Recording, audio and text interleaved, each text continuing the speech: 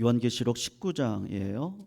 이제 19, 20, 21, 22 얼마 안 남았습니다. 요한계시록 19장 1절에서 10절까지 우리 같이 읽고요. 다음 주 그 다음 수요일까지 우리 19장 마지막까지 한번 더 볼게요. 19장 1절에서 10절 우리 교독으로 읽어요. 1절 제가 먼저 읽습니다. 이 일 후에 내가 들으니 하늘에 허다한 무리의 큰 음성 같은 것이 있어 이르되 할렐루야 구원과 영광과 능력이 우리 하나님께 있도다. 그의 심판은 참되고 의로운지라 음행으로 땅을 더럽게 한 큰 음녀를 심판하사 자기 종들의 피를 손에 갚으셨도다 하고 두 번째로 할렐루야 하니 그 연기가 세세토록 올라가더라. 또 24 장로와 네 생물이 엎드려 앉으신 하나님께 경배하여 이르되 아멘 할렐루야 하니 보좌에서 음성이 나서 이르시되 하나님의 종들 곧 그를 경외하는 너희들아 작은 자나 큰 자나 다 우리 하나님께 찬송하라 하더라.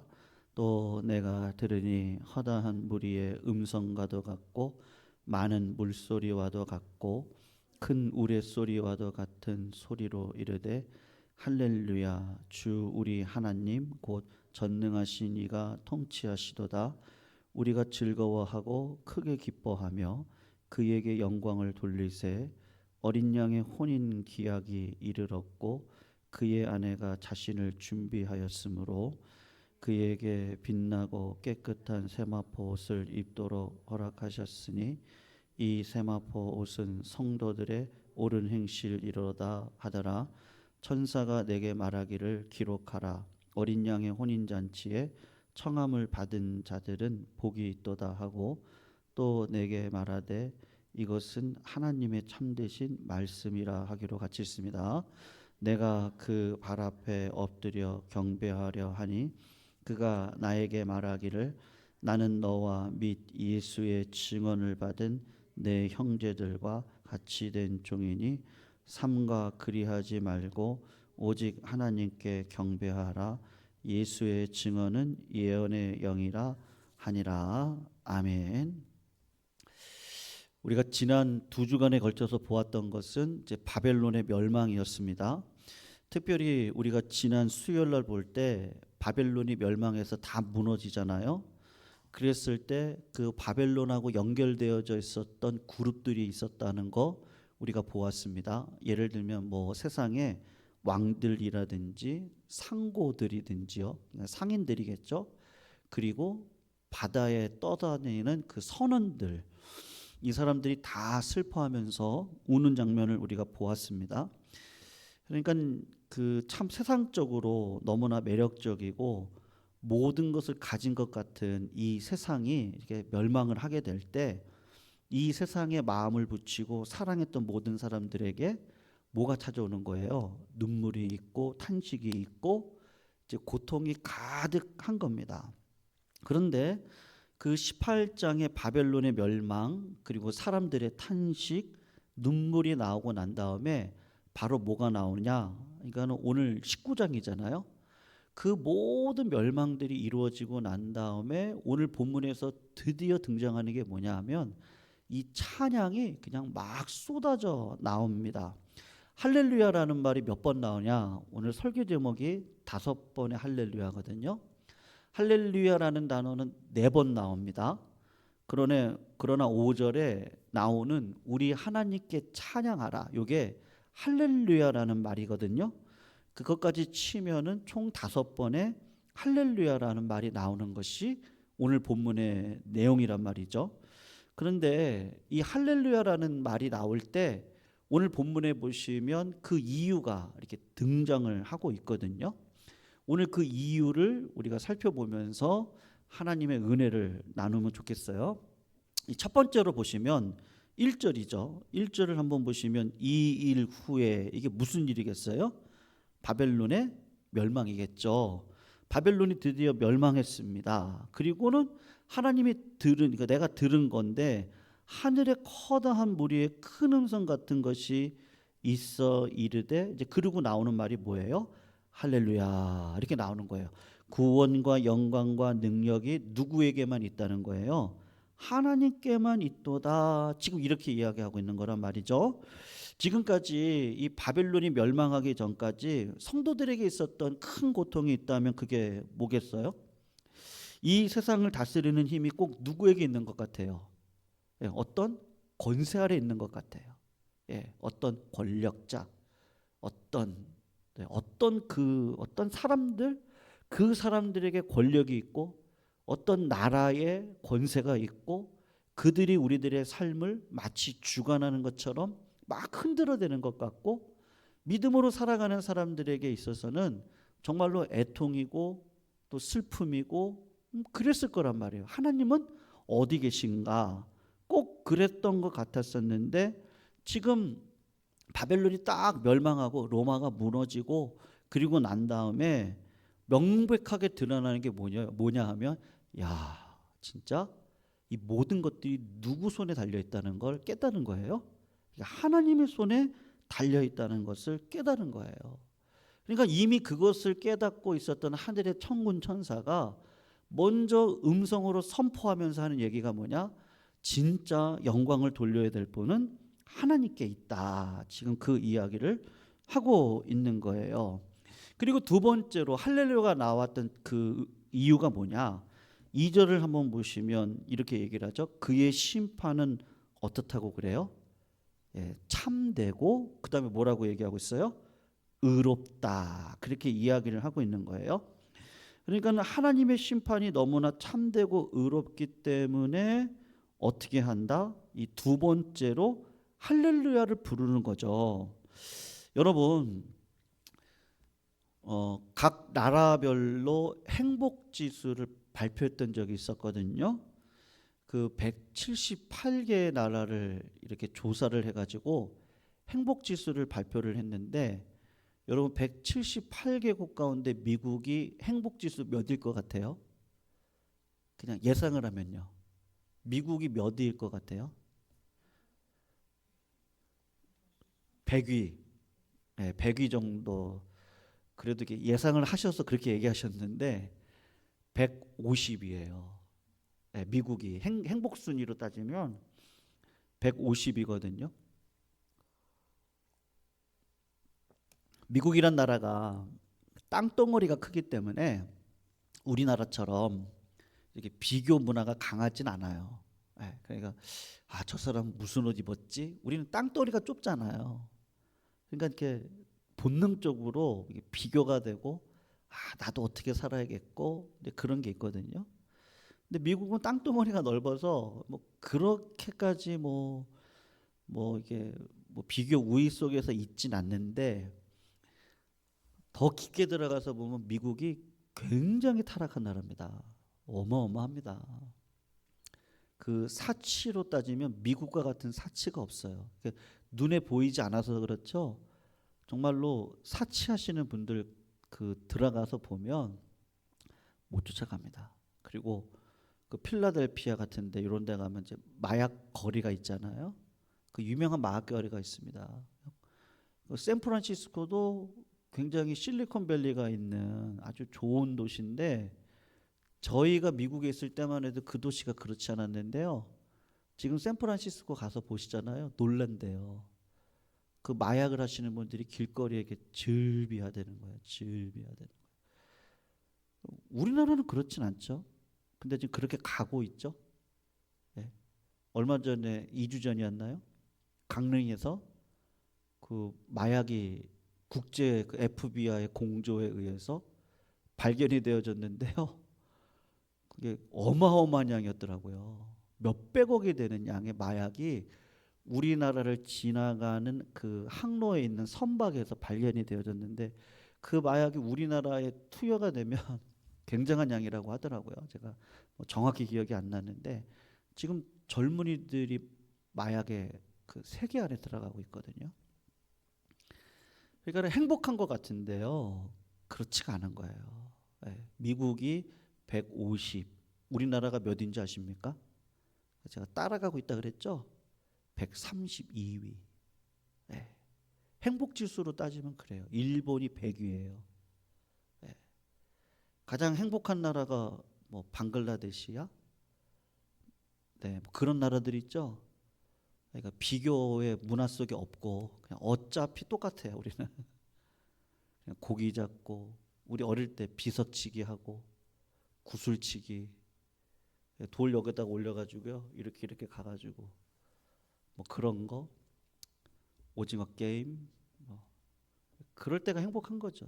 다 같이 어려우니까 다 같이 힘내서. 근데 그렇단 말이죠. 그러니까 여러분 바벨론 로마라는 나라가 굉장히 돈이 있고 뭐 아름답게 보이고 못할 것이 없는 것처럼 보이지만 세상에 그런 어떤 본성들이라는 것이 안에 들어가서 보면 욕심이 잉태한즉 뭐를 낳는 거예요?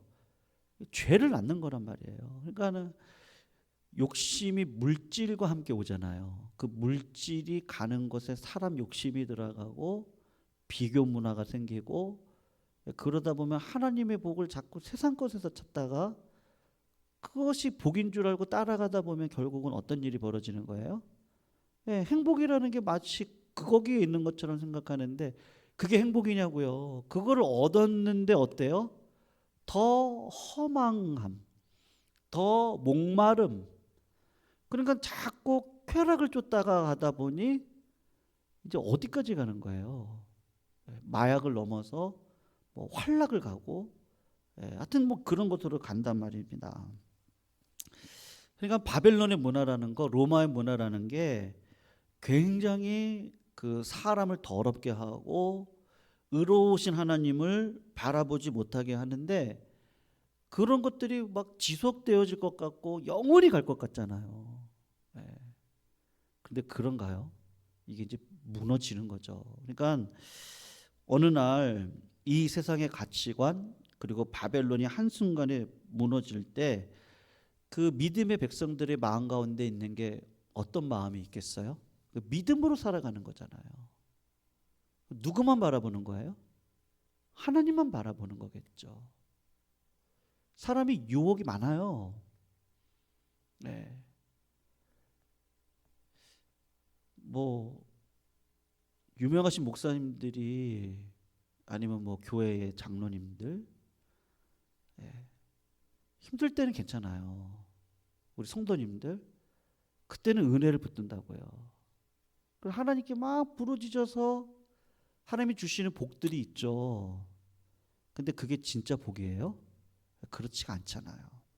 그거를 넘어 하나님께서 우리들에게 요구하시는 하나님을 마음을 다하고 뜻을 다하고 정성을 다해서 사랑할 뿐만 아니라 누구를 사랑해야 되는 거예요? 우리의 최종 종착지는 어디예요? 이 복음의 능력은 결국 뭐예요? 이 타인을 향해 갈 수밖에 없거든요. 그러니까 바리새인들의 약점이 뭐예요? 네? 잘 왔죠. 왔는데 그 복을 누구만 누리는 거예요? 나. 내가 복 받았어. 근데 예수님이 와서 보니까 아니 왜 그거를 복이라고 생각하지? 진짜 복은 어디에 있는 거예요? 흘려보낼 때 있거든요. 그 흘려보낼 때 내가 부인되어지고 이게 뭐 단순히 물질을 흘려보낸다 그런 개념 아니고요. 하나님이 받은 복을 가지고 내 죄를 가리는 게 악인이거든요. 그러니까 세상을 보세요. 뭐 지식이 많으면 내 죄가 가려질 것 같잖아요. 존경받을 수 있겠지. 내가 돈을 많이 벌면 많은 사람들이 나를 우러러 보겠지. 천만에요. 다 이용하려고 앞에서 어떻게 해요? 인간이 다 그렇죠. 억지 웃음, 억지 울음, 아부, 아첨. 그러던가요? 어디 뭐 권세 얻고 명예 얻으면 괜찮겠지. 그게 몇 년가요? 그렇지가 않거든요. 그러니까 믿음으로 살아갈 때 믿음의 최종의 종착지는 뭐겠어요? 그 타인의 짐을 내가 지는 자리로 들어가게 되어져 있거든요. 그러니까는 예수님만 있으면 되는 거예요. 그러니까 야, 예수 믿으면 생명 있다?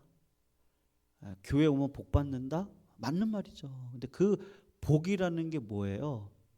그 예수 믿고 생명력을 갖고 세상의 종착점이라고 생각하지 않아서 이 세상에다가 닷을 내리고 살지 않고 오히려 세상에다가 닷을 내리고 살아가려고 하는 그 유혹된 마음을 예수의 이름으로 쫓아내고 그 닷을 다시 들어 올려서 하나님께서 나보고 가라고 하는 그 천국 소망을 바라보고 오늘도 성령의 바람을 따라서 말씀의 노를 지면서 걸어가는 게 인생이잖아요. 그러니 여러분 쉬고 싶을 때가 얼마나 많아요. 눈물 흘릴 날이 얼마나 많아요. 나도 세상 사람들처럼 저기에다가 배 대고 그 땅 내려가서 그냥 떵떵거리고 노력하고 그냥 그러고 살고 싶은데 하나님께서는 그게 생명력 있는 인생이 아니라고 생명은 예수께로 오니까 예수 붙들고 예수님이 기르고 예수님이 진리니 그 예수 아래 들어가 예수님께서 걸어가셨던 충분히 하나님의 자녀로 이 땅에 오셔서 권세를 누릴 수 있음에도 불구하고 내 이웃들을 보니까 죄악 가운데 외로운 인생길을 광야와 같이 걸어가는데 여기에는 소망이 없습니다. 그렇게 얘기를 하면서 예수를 붙들고 살아가셔야 됩니다. 이렇게 살아가는 인생이 얼마나 힘들고 때로는 하나님이 보이시지 않는 것 같고, 근데 딱 바벨론이 무너지고 나니까 어떤 마음이 오는 거예요? 야, 하나님은 살아계시고 하나님은 다 알고 계시고 판단하시고 정의롭고 공의롭게 심판하시는 분이구나. 그러니까 어떻게 되는 거예요? 할렐루야, 찬양합시다. 누구를요? 하나님을 찬양합시다. 이렇게 되는 거예요. 그리고 세 번째를 한번 보셔요.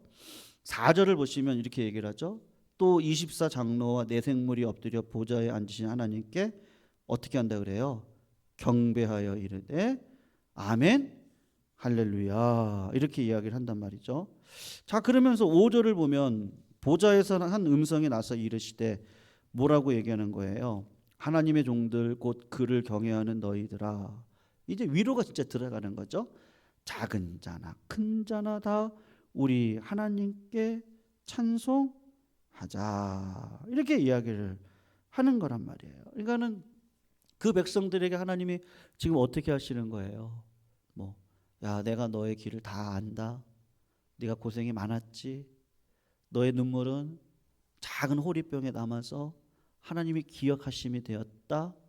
근데 이게 모든 것들이 무너지는 가운데 하나님이 주시는 그 위로란 말이죠. 근데 그게 하나님을 영화롭게 할 수밖에 없는 제목이란 말이에요. 근데 그 감사의 제목을 보시면 이제 이렇게 얘기를 하는 거죠. 6절. 또 내가 들으니 허다한 무리의 음성과도 같고, 무슨 소리와도 같다 그래요? 물소리 들어보셨어요? 여러분, 그 한강 주변에 사시는 분들이 이렇게 오래 사시다가 어떤지 아세요? 이사 가고 싶어 하세요. 왜 그런지 아세요?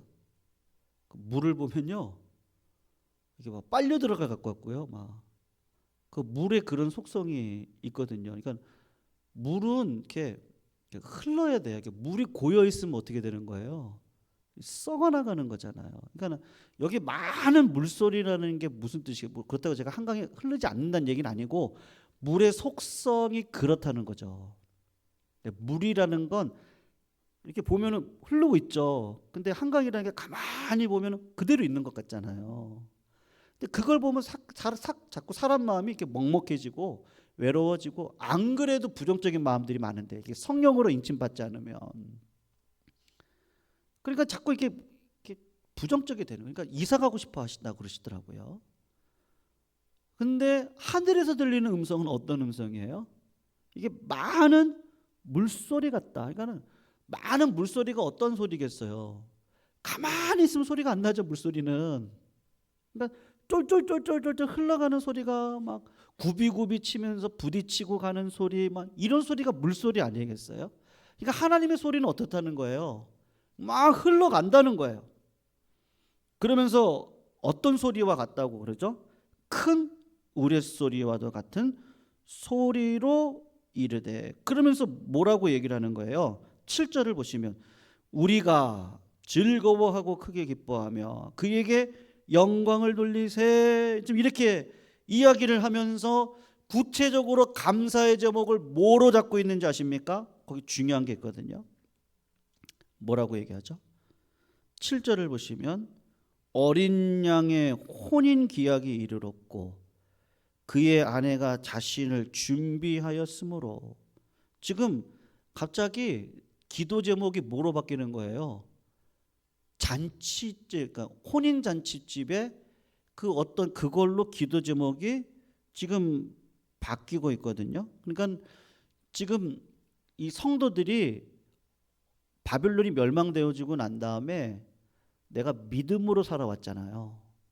그리고 난 다음에 받는 하나님의 위로가 뭐냐 하면 혼인잔치에 초대된 신부가 누구라는 거예요? 네?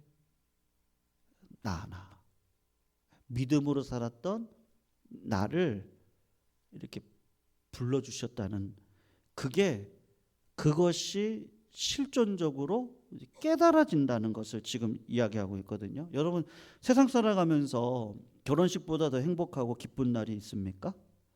네. 근데 결혼식의 주인공은 누구죠? 신랑이에요? 신부예요? 결국은 스포트라이트를 받는 분은 누구죠?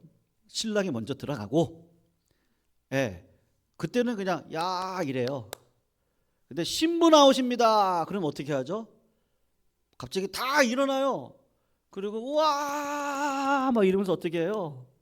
아 예쁘다, 뭐 어쩌다, 뭐 곱다, 막 아우 저 여자 너무 예쁘다, 누구 딸이야, 막 이러면서 그 신부가 막 스포트라이트를 받고 막 아버지랑 같이 이렇게 막 들어오잖아요. 그때는 일어나거든요. 그때는 어린 양의 혼인잔치, 그분의 통치가 일어나는 그날은 우리가 지상의 무엇으로도 그 기쁨, 우리가 지금 누리고 있는 그 기쁨들은 그냥 그림자일 뿐이고, 최고의 기쁨은 뭐냐? 마지막 날에 바벨론이 멸망되어지는 그때 그 믿음, 그 신부는 어떻게 해야 되는 거예요? 지금 우리는 예수님하고 계약 관계 안에 들어와 있어 지금 광야와 같은 삶을 살아가고 있잖아요. 그러니까 지금은 어떤 관계죠? 예, 결혼하기 전에 그걸 뭐라 그래요? 약혼하잖아요. 약혼 관계인 거예요. 약혼 관계 속에서 신랑이 오는 때를 기다리고 있으면서 지금 신부는 어떻게 살아가는 거예요? 믿음으로 순결을 지키고 은혜 가운데 내 신랑이 올 것을 믿고 살아가고 있는 그 현장이 지금 우리의 삶의 실제 모습이거든요. 그렇게 믿음으로 살아갈 때 신랑이 올 것 같은데 안 와요. 안 와요. 오지 않아요. 그럴 때 옆에 있는 사람들이 야, 네 신랑 다른 여자 만났나 보다. 그냥 다른 사람 만나서 결혼하고 그냥 잘 살아봐라, 뭐 이럴 수 있잖아요. 얼마나 많은 시험과 유혹이 있었겠어요. 남들은 다 저렇게 행복하게 사는데 자식들 낳고 나는 내 신랑 언제 오나 기다리고 눈물 흘리고 그렇게 믿음으로 살아가는 거죠. 그런데 바벨론이 멸망하고 예수 그리스도가 딱 오셨을 때 그때 진짜 감사할 수 있는 제목이 뭐냐? 여러분, 하나님이 우리를 신부 삼아 주셨지, 그거를 이 현실적으로 깨닫고 감사하게 되더라는 거예요. 성도님들 그렇지 않아요? 우리가 깨끗하면 얼마나 깨끗하겠어요? 네? 우리가 얼마나 연약합니까? 끝없이 우리는 실패하고요. 왜곡되어져 있은 우리는 그런 자아잖아요. 그리고 상처에서 벗어나지 못하는 자들이 저희들입니다. 연약함이 많아요. 그리고 결심하고 다짐을 해도 우리가 얼마나 처참하게 무너집니까? 그러니까 우리는 그런 존재잖아요. 그런데 하나님이 우리를 어떻게 해주시겠다는 거예요? 신부 삼아 주시겠다는 거예요. 그러면서 특징이 하나가 나오죠. 그게 뭐냐 하면 그 신부가 입고 있는 복장에 대한 이야기를 8절에 하고 있거든요. 8절 한번 보시면 뭐라고 얘기하죠? 그에게 빛나고 깨끗한 세마포 옷을 입도록 허락하셨다. 그렇게 이야기를 하고 있어요. 여러분, 우리가 몇 주 전에 보았던 내용인데 바벨론은 어떤 옷을 입고 있었죠? 네, 채색 옷을 입고 있었거든요. 그 옷은요 붉게 빛나는 옷입니다. 그러니까는 돈이 많고 높은 신분을 가지신 분들이 입을 수 있는 옷이 뭐냐 하면 그 채색 옷이에요. 그러니까 붉은색 계열이 많이 들어가 있는 옷이에요. 그리고 이 단스가요 길어요. 그러니까 손등을 덮는 거예요. 이게 무슨 의미겠어요? 이 사람은 손에 물 묻힐 사람이 아니라는 거예요. 그러니까 고생 모르고 살아가는, 온몸을 보석으로 치장을 하고 손에는 술잔을 들는데 그 술잔이 금으로 만들어진 술잔을 들고 매력적인 미소를 보이면서 살아갔던 자들이 누구냐 하면 바벨론에 있는 채색 옷을 입었던 사람들이란 말이에요.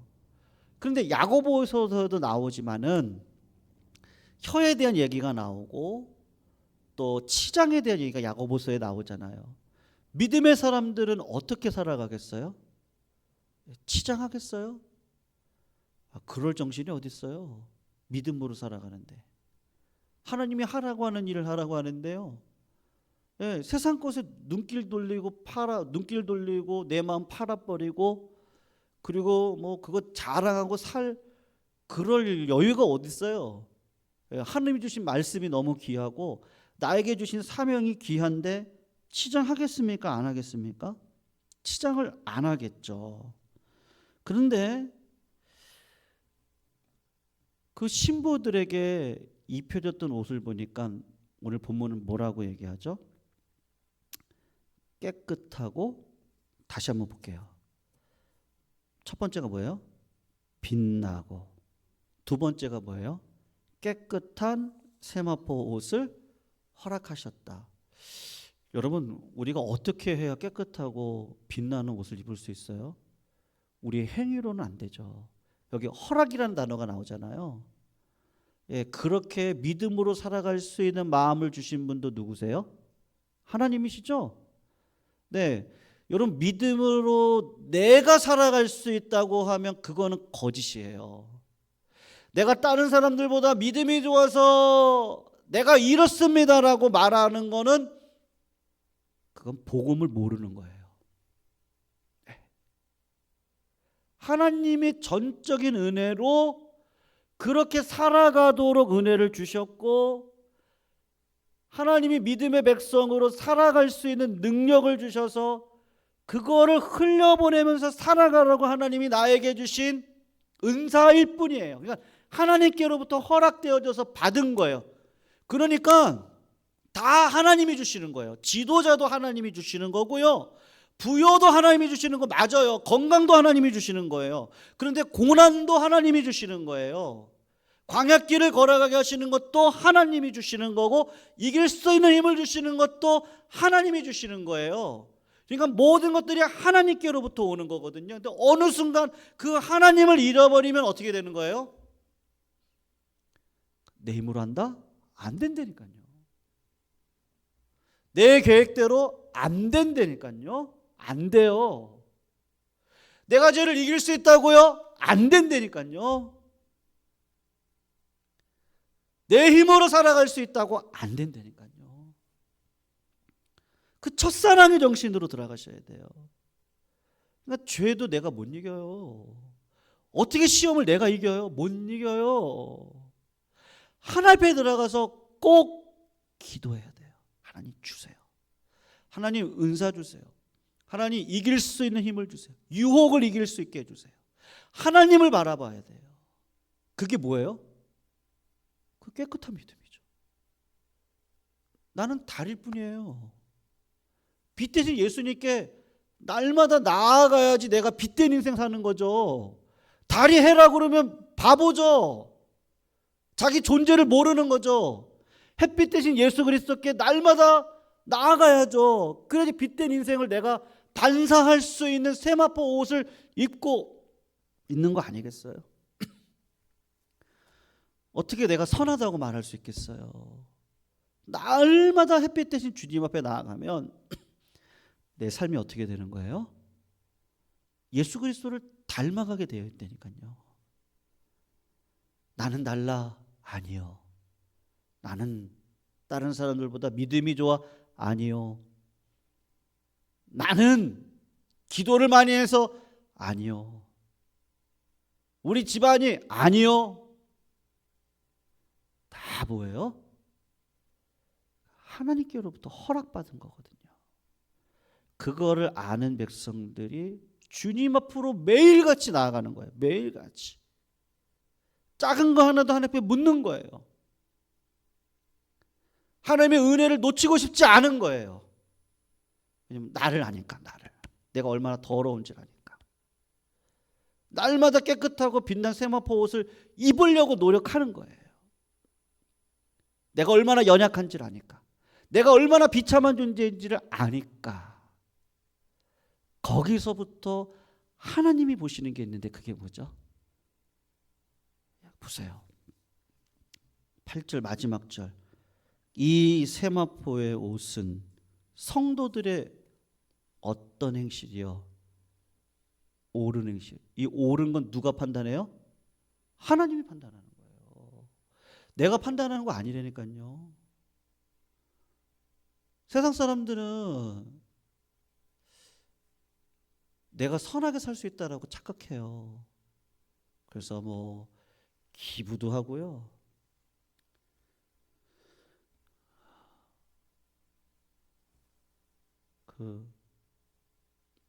이게 또 영상에 올라가는 거라서 예수 잘 믿은 청년이 있었죠. 그래서 이 배달하는 그거를 했었어요. 네. 근데 그게 독일로 넘어갔거든요. 그래서 그냥 오해하지 마세요. 기부를 그 기부의 단계가 있어요. 그러니까 최고 단계가 있어요. 그건 하여튼 뭐 몇백억 이상을 해야 돼요. 그거는. 근데 그분이 그렇게 하셨거든요. 근데 단면으로 보면 아이고 훌륭하다. 근데 또 다른 면은 뭐가 있는지 아세요? 차라리 그렇게 기부하지 말고, 예. 자영업자들이 코로나 때보다 더 힘들거든요. 지금 폐업하는 자영업자들이 어마어마합니다. 힘들어요. 근데 왜 힘들어요? 수수료가 너무 많아요. 임대료 내죠. 배달 수수료도 막 올라가요. 차라리 어떻게 하면 좋겠다고요? 그런 거 좀 깎아주지. 제가 인생의 단면을 얘기하는, 우리가 아무리 선하다고 해도 나의 선함이 누구에게는 뭐로 보여요? 악함으로 보일 수 있다니까요. 그래서 어떻게 해야 돼요? 예수 그리스도를 붙드셔야 돼요. 그래도 실수해요. 근데 그 마음 말이에요. 제가 누구를 깎아내리려고 하는 얘기도 아닙니다.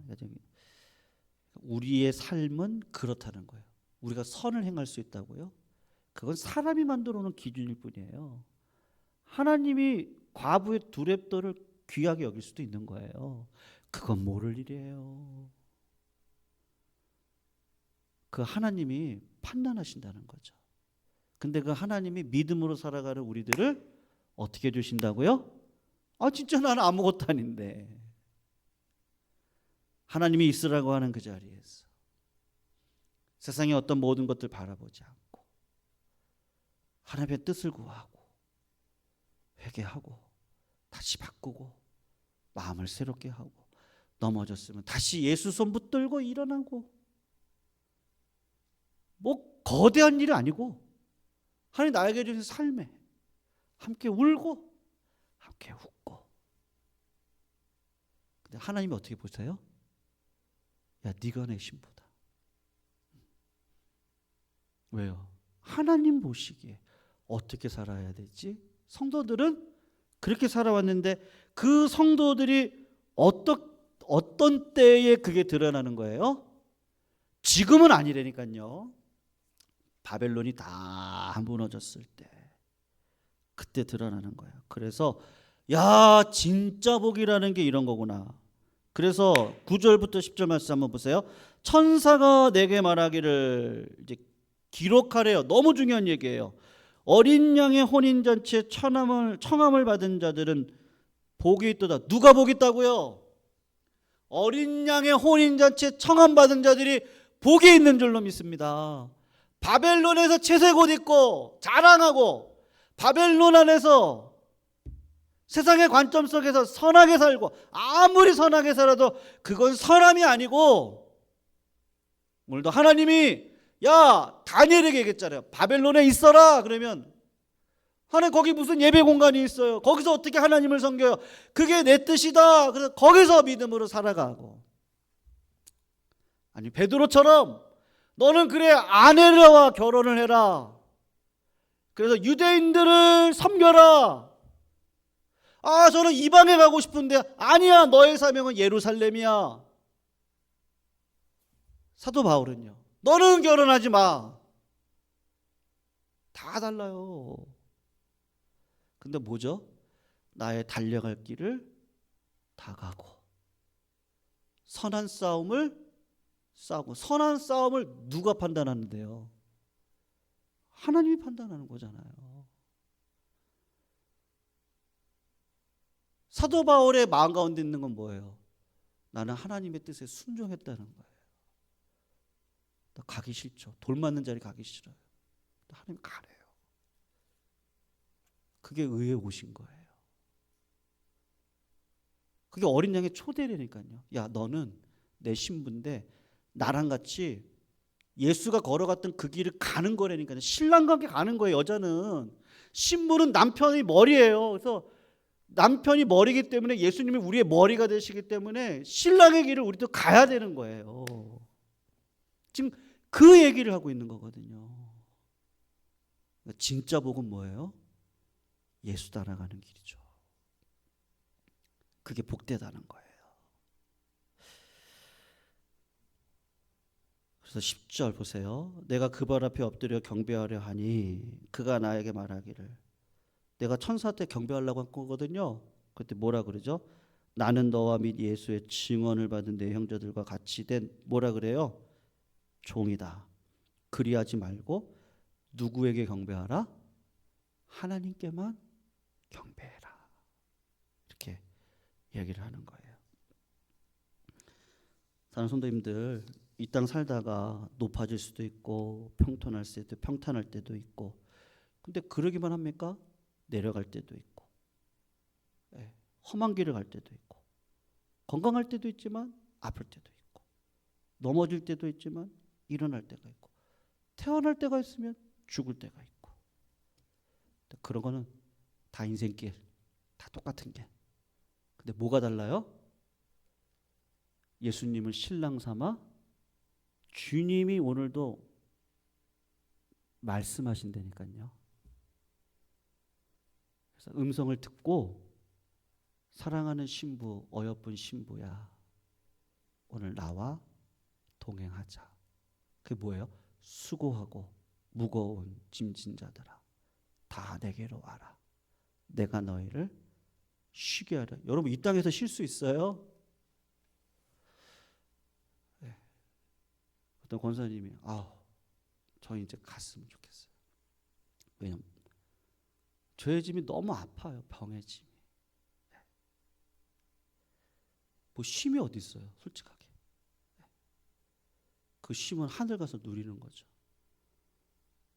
근데 평안은 있죠. 내가 그 소망이 있어요. 이 땅을 살아가면서는 신기하게 그 소망이 있거든요. 그래서 내가 너를 쉬게 하리라. 내 멍에는 가볍다. 그리고 예수님이 하신 얘기가 뭐예요? 내가 듣는 줄 알았는데 누가 옆에 있는 거예요? 예수님이 같이 들어주시고 계시는 거예요. 이 땅의 삶이 그렇거든요. 그러니까 소망 갖고 저희들이 살아가는 거죠.